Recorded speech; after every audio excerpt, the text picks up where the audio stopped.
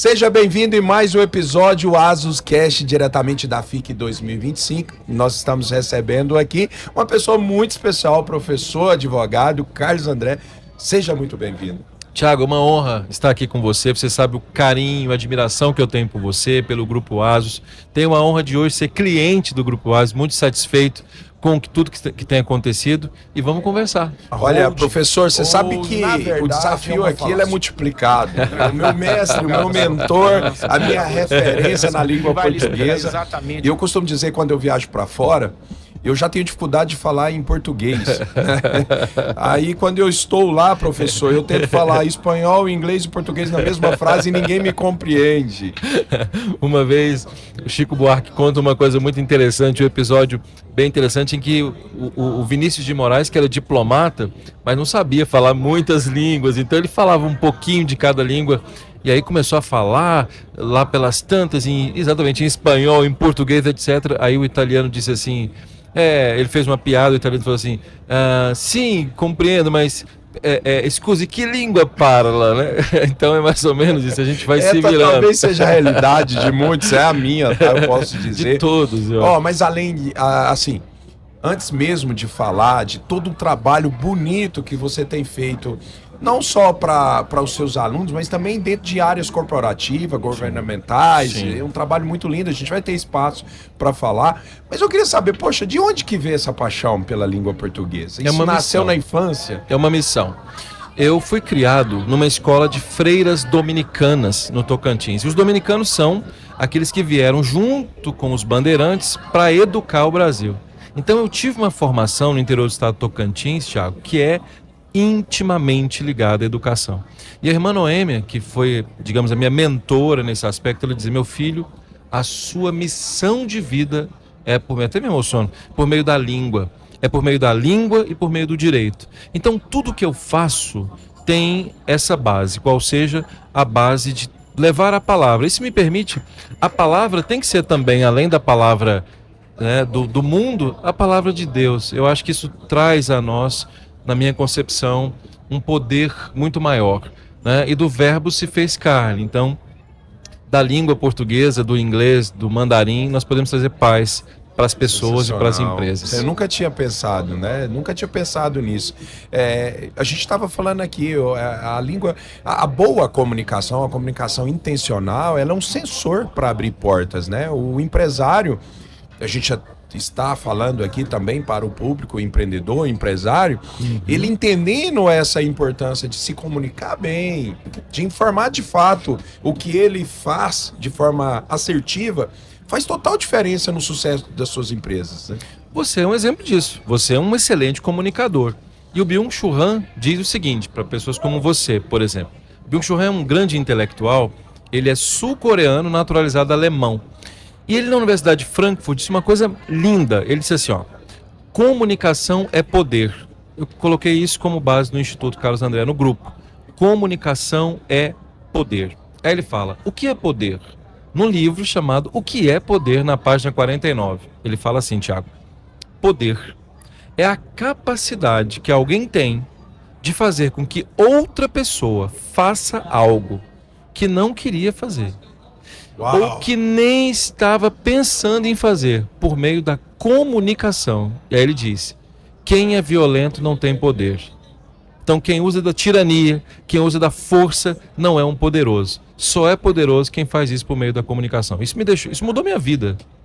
Isso mudou minha vida. Por isso, comunicação é poder. Você sabe que eu fico um tanto constrangido quando você diz exemplo de comunicação como você, porque o que eu tenho de referência de comunicação, de uma comunicação assertiva, é fazer com que a outra pessoa que está recebendo a minha comunicação, ela compreende aquilo que eu quero falar, né? Então, de forma bem simplória, bem simples, é sobre isso. Mas você sabe que quando você diz você é um bom comunicador, na minha infância eu era gago, né? Ainda sou um pouco gago. Nas palavras, às vezes, atropela muitas sílabas. E isso foi um trauma muito grande na infância, que me gerou medos tremendos. Você sabe que falar em público, para mim, é um desafio até hoje, para a maioria das pessoas. Sem dúvida. Mas Por quê? Por medo da crítica, né? Mas a gente precisa, e com a maturidade a gente entende isso muito bem, a gente precisa enfrentar os nossos medos e profissionais habilidosos como o senhor, como o professor, ele nos ajuda a quebrar esses paradigmas ou esses medos que a gente enfrenta. E aí eu quero até abrir uma abertura aqui, esse espaço, para você contar de que maneira que você tem ajudado, né? Não só alunos a ter uma boa performance no Enem, nos seus cursos, mas também através do Clube Intelectual, né? Que já é um case de sucesso. Eu queria que você falasse mais sobre esses projetos, que realmente são projetos espetaculares. Olha, eu quero dizer assim, por muitos anos, Thiago, eu preparei alunos, e quando eu digo eu, Carlos André, professor, para passar em concursos públicos. Então, fizemos assim, para você ter uma noção, eram 18 vagas para o concurso, para o TRT, para a magistratura. Dos 18, nós aprovamos 17. Medicina, 150 vagas. Dessas 150, 50 sempre foram nossas. Só que eu parei para pensar o seguinte, e os empresários? E a gestão pública? Porque esse médico que passa por nós, ele vai atender na UPA. E essas pessoas, como é que elas estão sendo atendidas? E o empresário que sofre no dia a dia porque não consegue reter de alguma maneira os colaboradores? Pensei, vou estudar. Fui para o UFMG, Universidade Federal de Minas Gerais, e fiz um mestrado. E aí uma das coisas que me chamou bastante atenção foram duas matérias. Escutatória, eu nunca tinha ouvido falar em escutatória em 2005. Escutatória e oratória. Então, antes da oratória, o principal é a escutatória. Eu fui entender que o que nós temos hoje é uma crise existencial, principalmente depois da década de 80 do século passado, com esse individualismo que nós temos hoje, ninguém escuta ninguém. Você deve ter passado alguma situação em que você fala uma coisa, a pessoa ouve, mas ouvir é uma coisa, escutar é outra, porque escutar está ligado à ideia de entender. Aí criou-se uma fórmula lá. Qual que é a fórmula da escutatória? Escutatória, o ato de escutar é ouvir, que é um ato fisiológico, mas entender, e aí só depois você age. E entender está ligado à empatia. E entender está ligado ao fato de se colocar no lugar do outro. E isso é uma habilidade fantástica para um orador, porque quando o orador capta, percebe, aí ele vai para as técnicas, ele sai da escutatória, e aí, Thiago, ele vai para oratória. E oratória são 3 pilares que nós colocamos. O Instituto tem um curso e nós chamamos esse método de LED. Olha que lindo, LED. L-E-D. LED é liturgia. Eu ia falar leitura. E pode ser também. Pode ser também. Mas foi boa. Aliás, é uma grande ideia, tá vendo? Dando ideia ao vivo, assim. Então, liturgia que é o quê? A capacidade de leitura e a capacidade de linguagem. Então a pessoa precisa dominar, por exemplo, a relação entre a linguagem verbal e não verbal. Quando você fala, por exemplo, assim, olha, eu estou muito bem, muito bem. Eu estou usando a palavra bem, mas minha mão está passando a linguagem corporal fala o contrário. A linguagem corporal fala o contrário. Então essa lógica da linguagem, da vestimenta, do olhar, da movimentação, a capacidade da voz. O homem, por exemplo, a boa voz é a voz de barítono. Eu estou tentando usar essa voz de barítono. E essa voz deixa as pessoas mais tranquilas. Ela deixa as pessoas mais calmas. Diziam que Jesus teria tido essa voz. Isso é lindíssimo. Essa é a parte de linguagem. A outra parte é uma parte das emoções. Então, por que muita gente trava? Por um problema de natureza emocional. Então, nós trabalhamos no Instituto por meio da psicanálise. Por que é que você trava? Isso é uma revolução para os empresários. Os advogados que estudam conosco, eles ficam assim, professor, é psicanálise. É um testemunho, né? Às vezes traumas, né? Traumas. Às vezes não, são traumas. Quase sempre. Quase sempre. Por isso tem que ter o quê? Psicanalista, tem que ter um psicólogo, que são pessoas efetivamente responsáveis tecnicamente para isso. E o final é o discurso. E o que é o discurso? Essa é a parte mais linda. Porque o discurso é a capacidade de convencer, são técnicas de persuasão. Então, quando você faz uma pergunta retórica para alguém, o Barack Obama faz isso muito bem, o Donald Trump faz isso muito bem, sem caráter político, por favor. Consegue dar um exemplo? Consigo dar um exemplo. Imagine que alguém chega e diga que alguma coisa está mal para você. Você é isso, você é aquilo, você é uma pessoa ruim, uma pessoa sem credibilidade. Imagine que alguém diz isso. Alguém que teoricamente não domina esse assunto vai começar a rebater. Quem fez isso não vai acreditar em você, porque ele fez para te ofender. Então, uma pessoa que domina a oratória vai pensar o seguinte, bem, tenho escutativa. Essa pessoa está tentando me ofender. Como é que eu ganho dela? Simples. Faço uma pergunta retórica. Eu digo o seguinte: o que é para você ser uma pessoa mau caráter, mal? Ah, perfeitamente. Então aquela atitude que você fez aquele dia te torna uma pessoa mal? Você sabe da vida dela, sabe perfeitamente que ela tomou uma atitude que teoricamente, aí ela vai dizer, não, mas não, pois para mim isso é mal. Então precisamos entender que ser mal é uma questão muito subjetiva e é preciso entender quais são os valores. Aí você destrói a pessoa. Então, dos métodos, outro, o domínio historiográfico. Então, quando alguém começa a falar sobre uma coisa e você mostra a historiografia por trás, uma outra fundamental que é a exemplificação. Imagine você está conversando com uma pessoa, essa pessoa não sabe que você é um grande empresário. Isso é um método fantástico. Se faz de uma pessoa, se faz não. Você é uma pessoa muito humilde, se comporta como você é, humilde. Deixa a pessoa falar. De repente você fala assim, pois é, eu vou dar um exemplo prático. Eu sou muito amigo do professor Pasquale Cipro Neto. E uma vez, uma pessoa chegou e disse, nossa, o professor Pasquale é famoso, ele já não sei o que lá. Pasquale, quando vem a Goiânia, ele fica na minha casa. Só que eu fiquei ouvindo, calado. De repente, falei, sim, conheço, etc. Peguei o telefone e liguei a hora. Pasquale, olha, nós temos aqui um grande fã seu. E mostrei o vídeo. Isso é persuasão. Sem ter que falar, eu conheço. Você não precisou de contar a sua história. Contar, porque é assim que nós temos que ser. As pessoas precisam entender que quando elas falam demais sobre elas, esse é um ponto fundamental, na psicanálise, esse é algum ponto de fraqueza, de fragilidade, de autopercepção. Então quem é consciente de si fala pouco de si, os outros é que falam. Necessidade de aprovação também. Exato, isso, exatamente. Então o curso... Por isso que eu falava aos colegas da ASUS, que muito gentilmente estão conosco, da UpGrow, né, sua empresa ligada à área de marketing, eles viram empresários fazendo esse curso conosco, e aí eles falaram, mas isso aqui não é um curso de... Isso é oratório. Exatamente isso que chegou na minha mesa. Falou, é além do português. A comunicação, ela transpassa toda essa concepção que a gente tem que falar bem, somente falar bem, é entender todas as conjugações, todos os adjetivos, tudo o que precisa entender. Não, o que ele me disse, falou assim, Thiago, você precisa ter um contato com a mentoria, porque de fato é revolucionário. E eu te disse isso antes até da gente iniciar a nossa gravação, porque realmente é algo que eu quero imergir, eu quero aprofundar. Você sabe que, voltando até um pouquinho daquilo que a gente falou, da comunicação, ela ser assertiva, eu aprendi uma técnica, foi incrível, apesar de simples, e até gostaria que você validasse ela, essa questão de você comunicar e você não ter a percepção se a pessoa compreendeu ou não. Eu aprendi que ao você comunicar, é você fazer uma pergunta muito simples. Professor André, o que você compreendeu?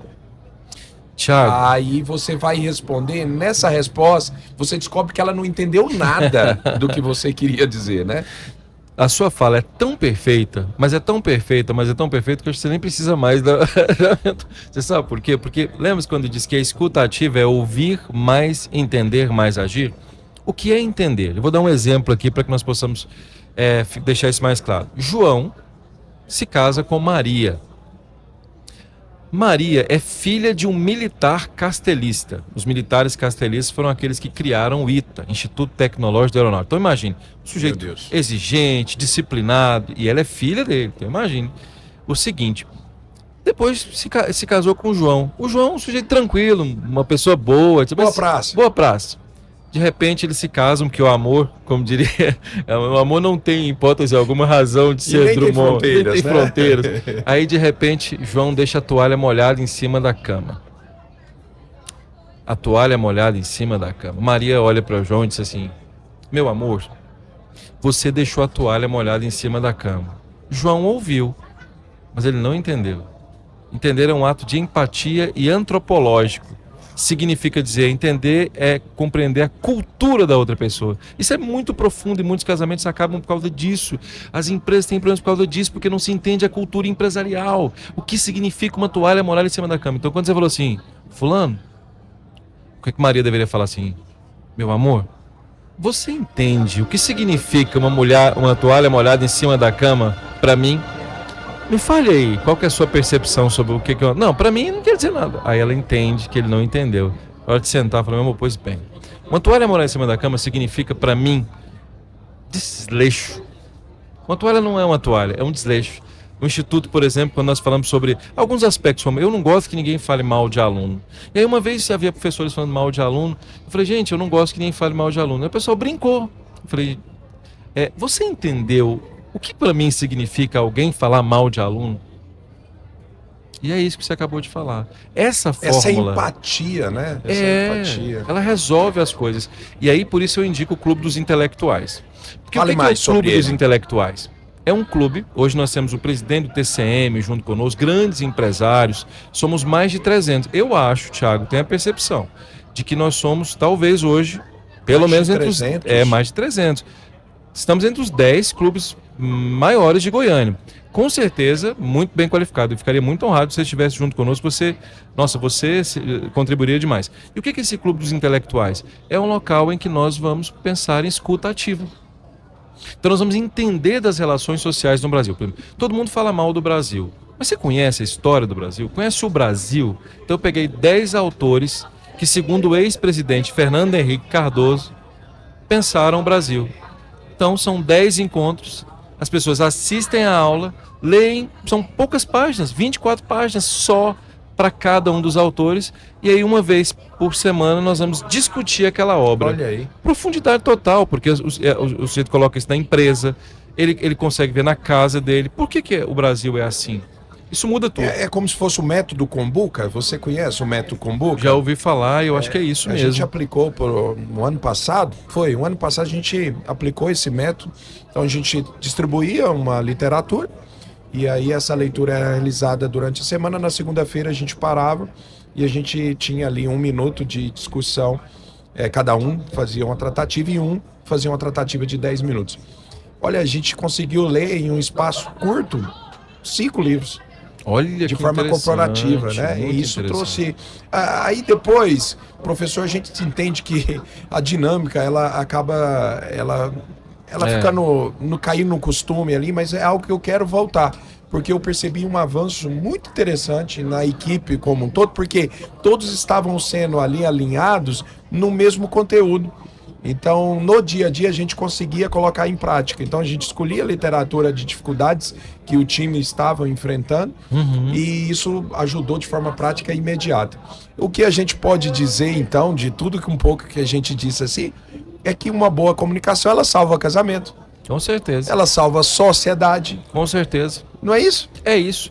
Além de fazer passar em vestibular, em concurso público, mas o mais importante é que você tem uma família unida na paz, em Cristo, que você tenha grandes amigos, que você seja um grande empresário, empreendedor, e para isso não existe outra possibilidade a não ser fazer com que isso que está aqui, ou melhor, isso que está aqui, no seu coração, seja materializado pela perspectiva gestual, a sua roupa e por meio da palavra. Sensacional. Honre a palavra, honre a palavra. O que você vai deixar na vida vão ser as ações e as palavras que você usou. Tem projeto novo chegando aí? Muito, muito, junto com a ASUS. Que legal. Pode fazer spoiler de algum? Por exemplo, vocês que são da área que envolvem vídeos, vocês que fazem copies, será que vocês não precisam fazer boas copies, fazer bons vídeos? Isso está ligado à perspectiva da comunicação. Para os empresários, oratória para empresários. O empresário pode às vezes ser muito bom de negócio, mas o empresário tem dificuldade. Todos nós temos, eu tenho. Resolução de conflitos. Resolução Vou dar alguns de exemplos aqui sem te ouvir. Pode falar. E aí você me valida, como Pode professor. Nota boa, média, não ruim.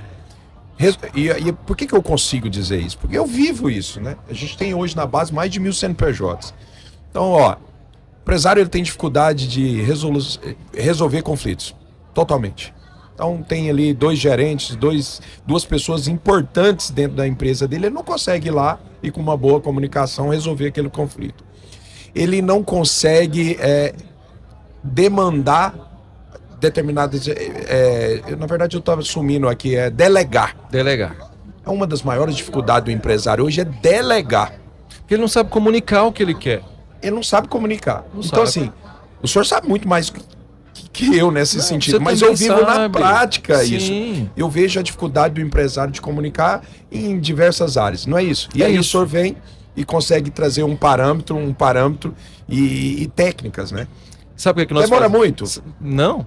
No máximo, 3 meses. Você- Sabe o que nós fazemos, Thiago? Nós fazemos assim, existe a ESG, que todos conhecem, a ESG tem um Gzinho que é muito interessante, que é a governança.